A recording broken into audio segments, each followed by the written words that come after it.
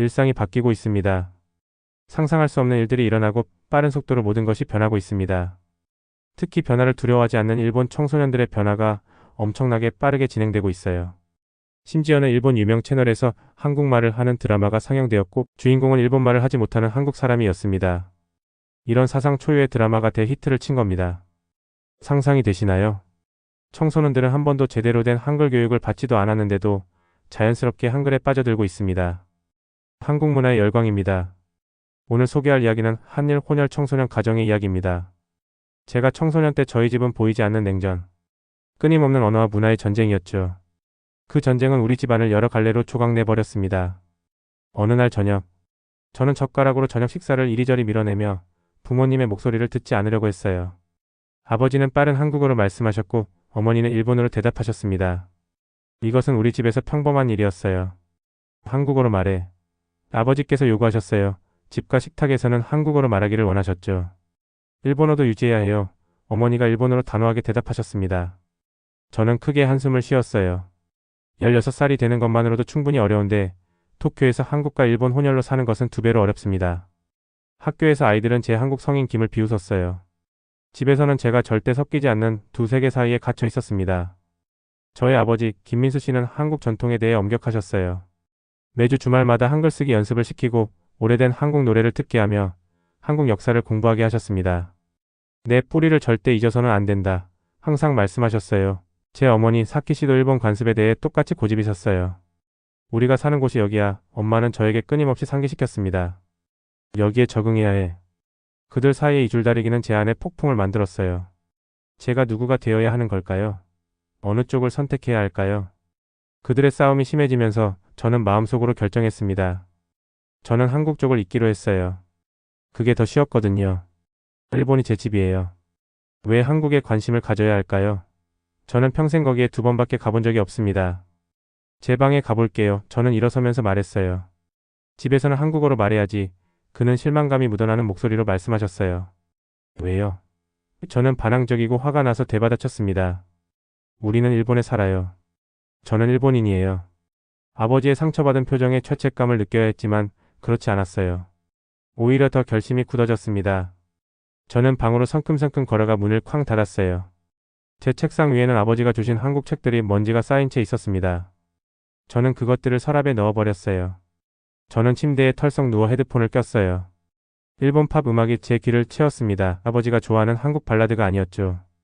제 전화기가 진동했는데 제 가장 친한 친구인 켄지에게서 문자가 왔어요. 내일 놀래?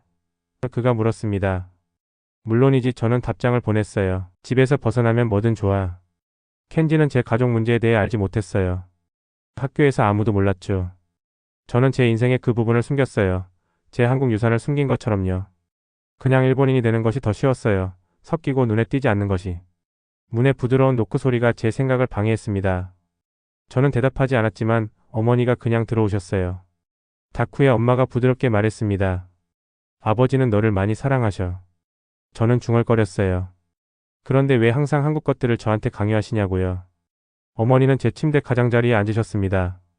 아버지는 내가 잊을까봐 두려우신 거야. 한국어가 한때 거의 사라질 뻔했다는 거 알아? 일본 점령기 때. 저는 눈을 굴렸어요.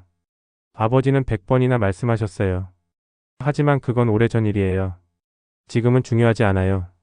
아버지에게는 중요해. 어머니가 말씀하셨어요. 마치 내가 일본에서 잘 적응하는 것이 저에게 중요한 것처럼.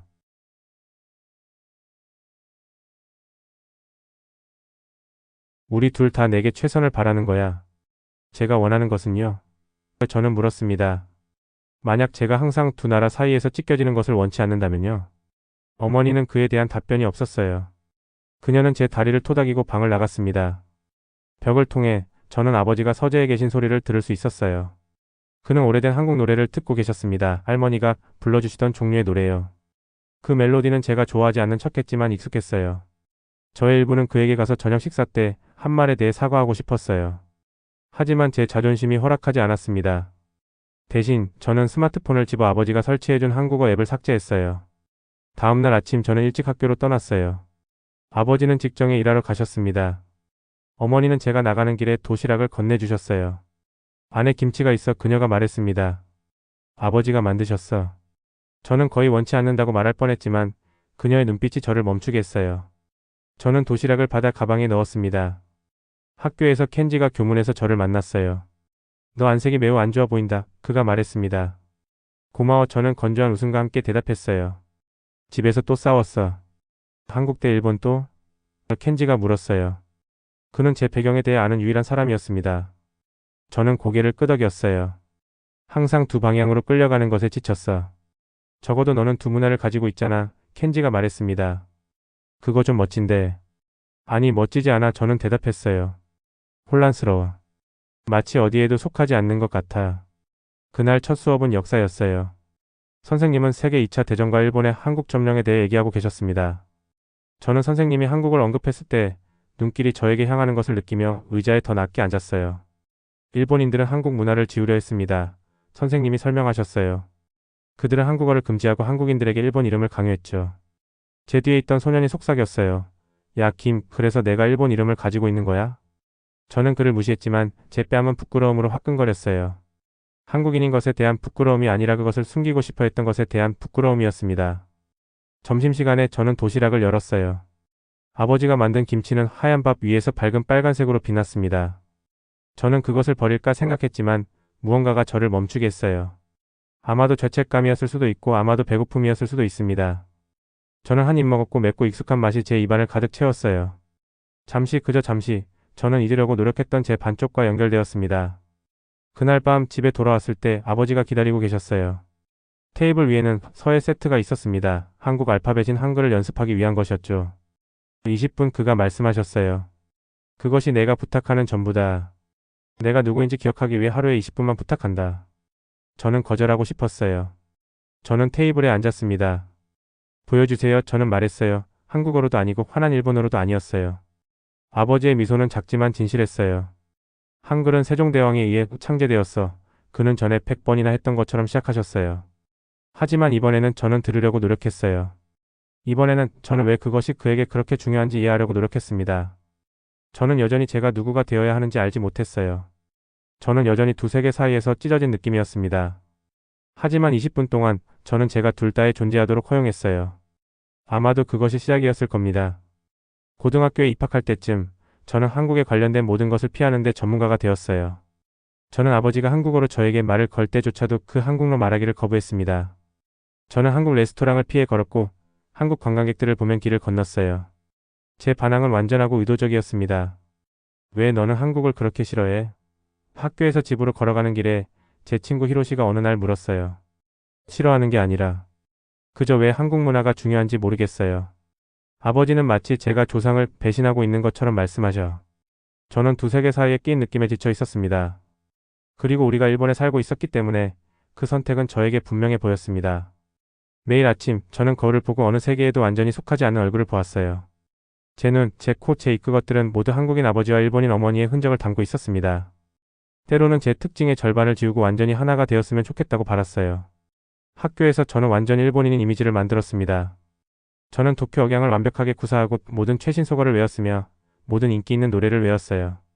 선생님들이 제 이름 김다쿠야를 부를 때 저는 저를 드러내는 한국 성에 움찔했습니다. 그냥 다쿠야라고 불러주세요. 저는 새로운 반 친구들에게 그들이 제 가족 이름에 대해 물어보기 전에 말했어요. 집에서는 긴장감이 날이 갈수록 심해졌습니다. 제 아버지는 더 긴 시간 일하기 시작하셨고 제가 일본어로만 얘기하는 가족들의 저녁 식사를 피하셨어요. 어머니는 우리 사이에 평화를 만들려고 노력했지만 어머님의 시도는 오히려 더 많은 논쟁으로 이어졌습니다. 어머니는 어느 저녁 피곤하고 슬픈 얼굴로 제 문간에 서서 저에게 말했어요. 아버지는 제가 일본인이라는 것을 받아들이지 못하는 분이에요. 아빠는 과거 속에서 살고 계세요. 우리 아파트는 안미 아빠 그리고 나 사이에 매달린 무거운 침묵으로 인해 더 적막하게 느껴졌어요. 아버지는 서울에서의 어린 시절에 대한 이야기를 하려고 하셨는데 전 바로 제 방으로 들어갔습니다. 그날날 밤 저는 부모님이 그들의 침실에서 논쟁하는 소리를 우연히 들었습니다. 다쿠야는 당신의 아들이기도 해요. 제 어머니가 말했어요. 그녀의 목소리는 긴장되어 있었습니다. 아들이 힘들어하고 있다는 것을 못 보세요. 아들과 싸우는 것은 오히려 그를 더 멀리 밀어낼 뿐이에요. 제 아빠는 대답했고 아빠의 억양은 감정으로 인해 더 강해졌습니다. 다쿠야가 자신의 절반을 그냥 버리도록 내버려 둬야 하나요? 저는 등을 벽에 기대고 심장이 두근거렸어요. 저는 제가 태어나기 전에 돌아가신 제 할아버지와 할머니에 대해 생각해 본 적이 없었습니다. 저는 그들의 사진을 본 적이 있었어요. 흑백 사진 속의 진지한 얼굴들.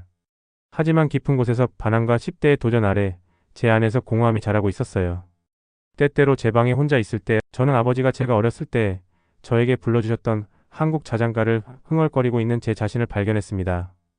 때때로 저는 한국어와 일본어가 섞인 꿈을 꾸었어요. 어느 날 오후 저는 어머니가 아파트를 청소하는 것을 도와드리다가 옷장에 숨겨진 오래된 사진 상자를 발견했어요. 호기심에 저는 그것을 열었고 한국에서 젊은 시절의 아버지 사진을 발견했습니다. 그는 제가 알지 못하는 산들과 제가 만난 적이 없는 사람들에 둘러싸여 너무 행복해 보였어요. 저건 너의 할머니야. 제 어머니가 부드럽게 말했어요. 제가 무엇을 보고 있는지 알아차렸죠. 아버지는 내가 할머님의 눈을 닮았다고 하시더라. 다음날 아침 식사 때 아버지는 다시 한번 한국어로 저에게 말씀하려고 하셨습니다. 다쿠야, 잘 잤어요. 아빠가 잘 잤는지 물으셨어요. 저는 완벽하게 이해했지만 이해하지 못하는 척했습니다. 일본어로 말씀해 주세요, 아빠. 우리는 일본에 있어요. 저는 제 가방을 집으며 아빠의 시선을 피했습니다. 학교로 걸어가는 동안 히로시는 우리의 평소 만남 장소에서 저를 따라잡았어요. 그는 팥빵을 먹고 있었고 저에게 반을 나눠주었습니다. 있잖아, 너의 아버지 생신이 곧 아니야? 그가 물었어요. 아버지의 생신은 이번 주말이었고 저는 그것에 대해 생각도 하지 않았어요. 뭘 사드릴 거야? 히로시가 물었습니다. 모르겠어. 저는 어깨를 으쓱했어요. 아마도 넥타이 같은 거? 히로시는 웃었습니다. 우리가 걸으면서 우리는 작은 서점을 지나갔어요. 창문에는 다양한 언어로 된 책들이 전시되어 있었습니다. 한국 요리책이 제 눈에 띄었어요. 제가 어린 시절 초기에 기억하는 음식들의 밝은 사진들과 함께 아버지가 더 이상 만들지 않는 요리들, 제가 아빠의 요리를 강한 냄새와 익숙하지 않은 맛에 대해 불평했기 때문에요. 저는 걸음을 멈추고 요리책을 응시했습니다. 무슨 일이야? 히로시가 물었어요. 아무것도 아니야. 저는 빠르게 말했습니다. 하지만 그 요리책의 이미지는 하루 종일 저와 함께 남아 있었어요. 저는 아버지가 한국 요리를 할 때 얼굴이 밝아지는 모습, 저에게 각 재료를 설명해 주던 모습을 생각했습니다. 저는 제가 한국어로 음식 이름을 정확하게 발음했을 때 그가 얼마나 자랑스러워했는지 기억했어요.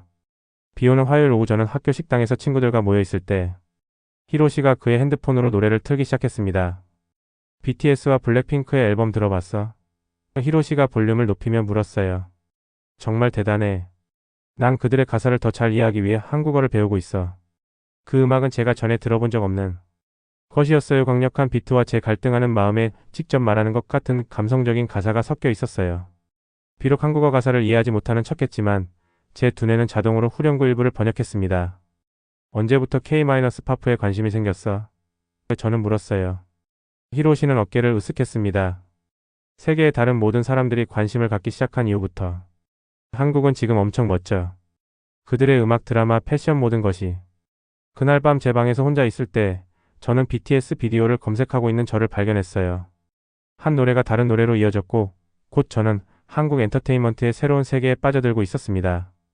그 노래들은 현대화되고 세계화되고 믿을 수 없을 정도로 매력적이었습니다. 일주일 후 저는 서랍에서 오래된 한국어 교과서를 꺼냈습니다. 한국어 교재는 먼지가 쌓여 있었고 페이지들은 방치로 인해 약간 누렇게 변해 있었어요. 저는 한글 문자 위로 손가락을 움직였고 아빠가 세종대왕이 일반 사람들이 쉽게 읽고 쓸 수 있도록 특별히 만든 한국만의 고유한 알파벳을 만들었다고 가르쳐 주셨던 것을 기억했습니다. 세계에서 가장 과학적인 알파벳이야. 특히 요즘같이 컴퓨터가 많이 쓰이는 세상에서는 최고의 언어야. 아빠는 자랑스럽게 말씀하셨어요. 각 글자는 발음할 때 입이 만드는 모양을 반영하도록 설계되어 있어. 저는 부모님 모르게 비밀리에 한글 공부하기 시작했고 잊어버린 기억을 보완하기 위해 온라인 자료와 앱을 사용했습니다. 저는 한글의 우아한 논리에 매료되었어요. 퍼즐 조각처럼 함께 맞아 음절을 배울수록 어린 시절 수업에서 더 많은 것을 기억해냈어요. 이제 BTS와 블랙핑크의 노래를 들을 때 저는 자막 없이도 가사의 단어와 구절을 알 수 있었습니다. 그것은 너무 오랫동안 닫혀있던 저 자신의 잠재의식에 접근하는 것 같았어요. 어느 날 오후 저는 학교에서 집으로 걸어오면서 한국 노래를 흥얼거리고 있는 저를 발견했습니다. 그 멜로디는 자연스럽게 제 입에서 흘러나왔어요. 저는 중간에 걸음을 멈추고 저 자신에게 놀랐습니다. 제가 공공장소에서 한국 노래를 부르고 있었습니다. 제 핸드폰이 알림으로 진동했어요. 어머니가 집에 오는 길에 식료품을 좀 사오라고 문자를 보내셨습니다. 저는 우리 아파트 근처의 작은 국제시장으로 우회했어요. 미닫이 문을 통해 걸어 들어가자 김치와 참기름의 익숙한 냄새가 저를 맞이했습니다. 저는 수년 동안 이 가게에 들어가지 않았어요. 회색 머리의 노부인이 카운터 뒤에서 올려다보며 미소 지었어요. 내가 널 마지막으로 본 이후로 정말 오래됐구나. 저는 살짝 인사를 했습니다. 안녕하세요, 아주머니. 너 정말 많이 컸구나. 그녀는 생각 없이 한국어로 바꿔 말했어요. 어머니는 어떠시니? 저는 놀랍게도 한국어로 대답했습니다. 어머니는 잘 지내세요. 식품 가게 아주머니의 눈이 커졌습니다. 내 한국어가 좋구나. 아빠가 자랑스러워하실 거야. 저는 뺨이 뜨거워지는 것을 느꼈어요. 저는 빠르게 어머니가 필요로 하는 물건들을 집어 들고 계산했습니다. 집으로 걸어가면서 저는 이상한 기분이 들었어요. 마치 한 몸 안에서 싸우는 두 명의 다른 사람들 같았습니다. 전 한국과 관련된 모든 것으로부터 가능한 한 멀리 달리고 싶었어요. 하지만 다른 일부는 가슴속에 퍼지는 따뜻한 기운을 느꼈습니다. 다시 한국어를 말하 싶은 기분을 느껴졌어요. 저는 핸드폰을 손에 들고 BTS 노래의 재생 버튼을 눌렀습니다. 이번에는 저는 그저 듣기만 하지 않고 함께 노래를 불렀어요. 한국어 단어들이 마치 내 머릿속에 있는 것처럼 제 입에서 흘러나오고 있었습니다. 제가 비밀리에 한국어 공부를 시작한 지 3개월 후 저는 모든이 변화한 저를 발견을 했어요. 저는 학교 프로젝트를 하고 있었을 때 몇 가지 흥미로운 것들을 발견했습니다. 그것들은 한국 문화가 일본에서 어떻게 매우 인기 있게 되고 있는지를 보여줬어요. K-팝, 한국 TV쇼 드라마, 영화, 한국 패션, 심지어 한국어 수업까지 저와 같은 일본 10대들 사이에서 큰 유행이 되고 있었습니다. 이것은 단순한 트렌드 이상이야, 우리 담임 선생님은 말했습니다. 한류는 새로운 비즈니스 기회를 창출하는 문화적 현상이야. 그 선생님의 말은 저에게 크게 다가왔어요. 만약 한국인이면서 일본인인 것이 부끄러운 것이 아니라 특별한 것이라면 어떨까요? 그날 저녁 학교가 끝난 후 곧바로 집으로 가는 대신 저는 다른 길로 가서 아빠의 직장을 방문했어요. 아빠는 일본에서 한국 제품을 파는 작은 사업체를 소유하고 계셨습니다. 제가 문을 통해 걸어 들어갔을 때 아빠는 놀람이 온 얼굴에 쓰여 있는 채로 저를 보셨어요. 타쿠야, 괜찮니? 아빠는 일본어로 물으셨습니다. 아빠는 이미 오래전에 저에게 한국어로 말하는 것을 포기하셨어요. 저는 조심스럽고 서툰 한국어로 말했습니다. 아빠, 우리 이야기할 수 있을까요? 아빠의 눈이 커졌어요. 잠시 동안 아빠는 말을 할 수 없었습니다. 그런 다음 아빠는 고개를 끄덕이고 가게 뒤쪽의 사무실로 안내하셨어요. 수년 만에 처음으로 저는 아빠에게 마음을 열었습니다. 저는 아이디어가 있어요. 저는 필요에 따라 한국어와 일본어를 번갈아 가며 말했습니다. 우리가 한국과 일본을 연결하는 플랫폼을 만든다면 어떨까요? 한국의 젊은이들을 연결하는 웹사이트나 앱을요? 일본의 청소년들이 한국 언어 수업, K-팝, K-패션 팁, 한국 음식 경험을 공유할 수 있을 거예요. 저는 아빠에게 일본과 세계 각지에서 한국 문화의 인기가 증가하고 있다는 통계를 보여드렸어요. 반은 한국인이고 반은 일본인인 것이 저를 두 문화 사이에 다리를 만드는 완벽한 위치에 놓아줄 겁니다. 저는 다시 한국어를 배우고 있어요. 저는 고백했습니다. 그리고 저는 중요한 무언가를 깨달았어요. 반이 한국인인 것은 제가 숨겨야 할 것이 아니에요. 그것은 특별한 것이에요. 아빠는 중간에 끼어들지 않고 들으셨어요. 저는 아빠의 눈에 눈물이 맺히는 것을 볼 수 있었습니다. 제가 말을 마쳤을 때 아빠는 영원처럼 느껴지는 시간 동안 아무 말도 하지 않으셨어요. 그런 다음 아빠는 일어나서 저를 꽉 안아주셨습니다.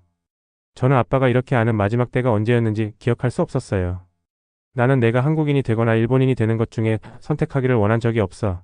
아빠는 부드럽게 말씀하셨어요. 나는 그저 내가 내 자신의 일부를 잃지 않기를 바랐을 뿐이야. 저는 아빠를 다시 안았고 제 안에서 무언가가 부서지고 동시에 치유되는 것을 느꼈습니다. 우리는 다음 2시간 동안 제 플랫폼에 대한 아이디어를 브레인스토밍했습니다. 알아, 아빠는 우리가 마무리하면서 말씀하셨어요. 할머니가 너를 정말 자랑스러워하실 거야. 오랫동안 저는 그저 일본인이 되려고 노력했고 제가 누구인지의 반을 숨겼어요. 이제 저는 두 세계에 서서 그들 사이에 다리를 만드는 게 제 할 일이라고 생각했습니다. 그날 밤 저는 친구 유키에게 메시지를 보내 제 아이디어에 대해 말했어요. 그녀의 응답은 거의 즉시 왔습니다. 그거 정말 훌륭해, 타쿠야. 처음으로 저는 제 미래에 대해 흥분했어요. 저는 하나의 정체성을 선택하고 다른 것을 거부할 필요가 없었습니다. 저는 제 자신의 양쪽을 모두 받아들이고 한때 불리한 점처럼 느껴졌던 것을 제 가장 큰 강점으로 바꿀 수 있었어요. 한국과 일본 문화 사이에 다리를 만드는 것에 대해 설렘을 느꼈지만 빠르게 현타가 왔습니다. 학교에서 한국-일본 문화 교류 클럽을 시작하려는 저의 첫 시도는 실망스러웠어요. 첫 모임에는 단 3명의 학생만 참석했고 저는 학교 복도 곳곳에 화려한 포스터를 붙였지만 대부분의 사람들은 그냥 지나갔어요. 다음번에는 무료 간식을 제공하는 게 어떨까? 처음부터 제 아이디어를 지지해준 몇 안 되는 친구 중 하나인 유키가 제안했습니다. 저는 고개를 끄덕였지만 속으로는 자신감이 줄어드는 것을 느꼈어요. 그래, 아마도. 소셜미디어 노력도 별로 나아지지 않았습니다. 여러 플랫폼의 계정을 만들고 한국 역사, 음식, 음악에 관한 흥미로운 사실들을 게시했어요. 2주 후 저는 겨우 27명의 팔로워를 가지고 있었고 대부분은 아마도 동정심에서 팔로우한 친척이나 반 친구들이었습니다. 어느 저녁 저는 부엌 테이블에 앉아 노트북으로 작업하고 있을 때 어머니께서 제 옆에 차 한 잔을 놓으시며 부드러운 목소리로 말씀하셨어요. 타쿠야, 내가 한국 뿌리를 탐구하는 것이 기쁘지만 대학 입학 시험이 곧 다가온다는 것을 기억하렴. 알고 있어요. 어머니 여전히 공부에 열중하고 있어요. 아빠가 우리에게 합류하셨는데 그의 얼굴에는 걱정이 보였어요. 사업 아이디어는 좋아, 타쿠야. 하지만 그것들은 열정만으로는 부족해. 자금과 인맥 경험이 필요하지. 모든 큰 회사들은 그저 아이디어로 시작했어요. 저는 반박했습니다. 게다가 저는 다음 소니를 만들려는 게 아니에요. 그저 의미 있는 것을 만들고 싶을 뿐이에요. 그날 밤 저는 잠을 이룰 수 없었습니다. 난 그들이 틀렸다는 것을 증명할 거야. 저는 제 방의 어둠 속에서 속삭였습니다. 다음 날 저는 제 접근법을 바꾸었어요. 한 번에 모든 것을 시도하는 대신 단계별 계획을 세웠습니다. 성공적인 문화 플랫폼을 연구하고 그들에게 효과가 있었던 것에 대해 메모했어요. 가장 중요한 것은 저는 제가 한국어 실력을 향상시켜야 한다는 것을 깨달았어요. 대학 포럼을 통해 저는 일주일에 한 번 카페에서 언어 교환을 위해 만나기로 동의한 3명의 한국인 교환 학생들을 찾았습니다. 저는 그들의 일본어를 도와주고 그들은 저에게 한국어를 가르쳐 주기로 했어요. 한국인 학생들 중 가장 외향적인 민지는 제가 어려운 한국어 단어를 발음하려는 첫 시도에 웃음을 터뜨렸습니다. 당신의 억양이 정말 귀여워요. 그녀는 말했어요. 90년대 한국 드라마 캐릭터처럼 들려요. 저는 얼굴이 붉어졌지만 계속 시도했습니다. 어떻게 하면 더 자연스럽게 들릴 수 있을까요? 연습 또 연습이에요. 그녀가 대답했어요. 그리고 아마도 아빠가 보여주셨을 법한 오래된 것들 대신 최신 한국 드라마를 보는 게 좋을 것 같아요. 그녀의 말이 맞았습니다. 저는 현대 한국 드라마를 보기 시작했고 K-팝을 듣고 한국 소셜미디어 인플루언서들을 팔로우하기 시작했습니다. 천천히 상황이 변하기 시작했어요. 제 팔로워 수는 수십 명에서 수백 명으로 그리고 1000명 이상으로 늘어났습니다. 한국인 교환 학생들은 저를 그들의 고향 친구들에게 소개해 주었고 그들은 한국계 일본인의 관점에서 본 일본에 대해 궁금해했어요. 어느 날 저는 김 선생님으로부터 이메일을 받았습니다. 그녀는 도쿄의 한 커뮤니티 센터에서 한국어 강사였어요. 그녀는 제 소셜미디어를 보고 일본 청소년 문화에 대한 프레젠테이션을 그녀의 학생들에게 해달라고 저를 초대했습니다. 그녀의 많은 학생들은 일본에 거주하는 한국인들로 그들의 거주 국가를 더 잘 이해하고 싶어 했어요. 20명의 호기심 많은 얼굴들 앞에 서서 저는 긴장되면서도 흥분되었습니다. 제 이름은 타쿠야입니다. 저는 한국어로 시작한 다음 일본어로 전환했어요. 제 아빠는 한국인이고 어머니는 일본인이며 제 인생 대부분 동안 저는 둘 다인 것에 대해 어떻게 느껴야 할지 몰랐습니다. 다음 1시간 동안 저는 제 여정과 두 문화를 연결하는 것에 대해 배운 것을 공유했어요. 그 후의 질문은 제 프레젠테이션보다 더 오래 지속되었고 그날 저녁 집으로 걸어가면서 저는 이전에 없었던 발걸음의 가벼움을 느꼈어요. 제 전화기가 김 선생님의 메시지로 진동했습니다. 학생들이 당신의 강연을 정말 좋아했어요. 이것을 매달 하는 것을 고려해 보시겠어요? 하지만 가장 좋은 변화는 집에서 일어나고 있었습니다. 아빠와 저는 이전에 없던 방식으로 저녁을 함께 보내기 시작했어요. 아빠는 서울에서 자라면서의 이야기를 들려주셨습니다. 그 대가로 저는 아빠가 일본에서 20년을 살았음에도 여전히 강한 일본어 발음을 개선하는 데 도움을 주었어요. 그리고 수년 동안 저를 좌절시켰던 엄격한 아빠가 아니라 그의 고향을 떠나 그의 정체성을 잃을까 두려워했던 한 사람을 보았습니다. 저는 웃었습니다. 그날 밤 제 프로젝트 일기를 업데이트하면서 저는 중요한 것을 깨달았어요. 성공은 단지 팔로워 수나 사업 계획에 관한 것이 아니었습니다. 진정한 성공은 제 인생에서 처음으로 저는 한국 유산에 대해 부담감이 아닌 자부심을 느꼈다는 것이었어요. 하지만 이제 저는 이전에 없던 것을 가지고 있었습니다. 저 자신과 제가 만들려고 하는 것의 가치에 대한 믿음이었어요. 각각의 작은 승리 새로운 팔로워, 습득한 한국어 단어, 아빠와의 연결 순간 는 저에게 다음 도전에 맞설 힘을 주었습니다. 마지막으로 옷깃을 정리하며 제 손이 떨렸어요. 커튼 너머로 저는 KJ 브릿지의 첫 번째 기념일을 축하하기 위해 모인 수백 명의 사람들의 흥분된 대화 소리를 들을 수 있었습니다.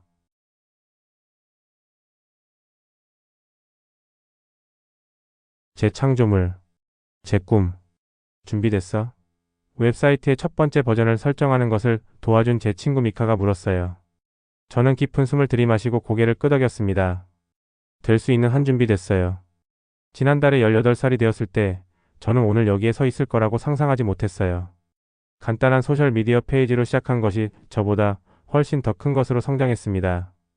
KJ 브릿지는 이제 서로의 문화에 대해 배우고 싶어하는 수천 명의 한국인과 일본인 사용자들을 연결하는 웹사이트와 앱이 되었어요.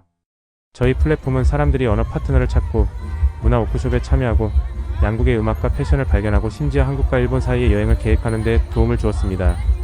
저는 모든 것을 진정성 있고 유용하게 만들기 위해 언어학교, 엔터테인먼트 회사, 관광사무소와 협력하기 위해 열심히 일했어요. 하지만 제가 가장 자랑스러워하는 것은 무엇일까요? KJ 브릿지는 젊은이들이 판단받지 않고 두 문화를 모두 즐길 수 있는 곳이 되었습니다. 사용자들은 K-파프과 J-파프를 동시에 사랑할 수 있었어요. 그들은 자신의 속도로 두 언어를 모두 배울 수 있었습니다. 그들은 한쪽을 선택하지 않고도 두 나라의 아름다움을 감상할 수 있었어요. 미카가 저를 무대 쪽으로 살짝 밀며 말했습니다. 제가 걸어 나가자 밝은 조명이 저를 눈이 찡그려지게 만들었어요. 도쿄의 커뮤니티 센터는 가득 찼습니다. 저는 한국 드라마를 좋아하는 일본 10대들, 일본에서 공부하는 한국 학생들, 그리고 저처럼 두 나라 모두와 연결된 많은 다른 사람들을 보았어요. 그리고 나서 맨 앞줄에서 저는 부모님을 발견했습니다. 제 심장이 한 박자 건너뛰었어요. 아빠는 전통 한국 한복을 입고 계셨고 그 생생한 파란색과 흰색 천이 군중 속에서 돋보였습니다. 어머니는 그 옆에 아름다운 꽃무늬 기모노를 입고 앉아 계셨어요. 부모님은 손을 잡고 있었고 그들의 얼굴은 자부심으로 빛나고 있었습니다. 저는 마이크 앞에 서서 방이 조용해지기를 기다렸습니다. 제가 어릴 때 저는 일본어로 시작한 다음 한국어로 반복했어요. 저는 한국인이 되는 것과 일본인이 되는 것 사이에서 선택해야 한다고 생각했습니다. 저는 잠시 멈추고 저를 보고 있는 모든 다른 얼굴들을 바라보았습니다. 하지만 저는 우리의 정체성이 깔끔한 작은 상자들로 나뉘어 있지 않다는 것을 깨달았습니다. 그것들은 다른 꽃들이 함께 자랄 수 있는 정원과 더 비슷해요. 아빠가 저에게 주신 한국어와 문화는 제 일본 성장 환경이 조화를 이루고 있습니다. 행사의 나머지는 음악, 음식, 대화, 웃음의 기억이었습니다. 두 문화의 사람들이 제가 희망했던 대로 정확히 섞이고 어울렸어요. 많은 사람들이 저에게 감사를 표하러 와서 KJ-브릿지를 통해 사귄 친구들이나 배운 것들에 대한 이야기를 공유했습니다. 모두가 떠난 후 저는 정리를 돕고 있을 때 아빠가 저에게 다가오셨어요. 아빠는 제가 전에 본 적이 없는 작은 나무 상자를 들고 계셨습니다. 이것은 너의 할아버지의 것이었어. 아빠는 상자를 열어 오래된 붓을 보여주셨어요. 그것은 많이 사용되었지만 신중하게 관리된 것처럼 보였습니다. 할아버지는 한국에서 한글 서예의 대가였단다. 그는 내가 새로운 것을 만들면서 우리의 유산을 존중하는 것을 보면 정말 자랑스러워하실 거야. 저는 조심스럽게 붓을 들고 그 무게를 손에 느꼈어요. 그것은 단지 붓이 아니었습니다. 그것은 제 역사, 제 뿌리였습니다. 고마워요, 아빠. 저는 아버지를 가리키는 한국어 단어를 사용했어요. 아빠가 공유하려고 했던 모든 것을 제가 밀어냈을 때조차도 저를 포기하지 않아 주셔서요. 우리가 도쿄 거리를 통해 함께 집으로 걸어가면서 제가 한때 거부했던 한국 유산은 제 가장 큰 성취의 기초가 되었어요. 그리고 저에게 많은 고통을 주었던 갈등은 저를 제 목적으로 이끌었습니다. 가장 아름다운 것들 중 하나는 아빠가 한번 저에게 말씀하셨어요. 돌 사이의 틈새에서 희망의 꿈이 자란단다. 저는 마침내 그것이 무엇을 의미하는지 이해했습니다. 문화 사이의 공간, 전통과 새로운 아이디어 사이의 틈, 과거가 미래를 만나는 꼭 거기에서 새로운 가능성이 꽃핍니다. 그리고 저 김타쿠야요. 한때 세계 사이에서 길을 잃었던 저는 제가 속한 곳, 정확히 거기에서 저 자신을 찾았습니다. 제 조상들의 땅을 분리하는 물 위로 다리를 짓는 것이요. 아빠 사랑해요. 그리고 감사합니다. 제 아빠가 되어주셔서.